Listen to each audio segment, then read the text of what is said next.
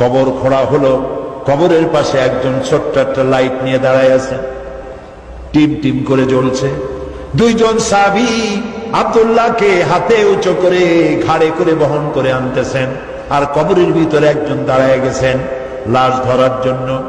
যিনি কবরের ভিতরে দাঁড়ানো, তিনি বলতেছেন, তোমরা লাশ বহন করে যারা আনতেছো, তোমার ভাইকে আস্তে আস্তে আনো, যেন তোমার ভাইয়ের সঙ্গে যেন বেয়াদবি না হয়। কবরের ভিতরে দাঁড়িয়ে যিনি আব্দুল্লাহ লাশ ধরে কবরে শোয়াই দিলেন, তিনি আর কেউ নন, তিনি রহমতের নবী, বিশ্ব নবী মুহাম্মদুর রাসূলুল্লাহ।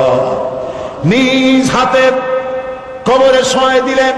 বহন করে যারা এনেছিলেন তারা হলেন আবু বকর, ওমর রাদিয়াল্লাহু তাআলা আনহুমা, আর আলো নিয়ে যিনি দাঁড়িয়েছিলেন তিনি হযরত বেলাল। কবরের ভিতরে আব্দুল্লাহকে শুইয়ে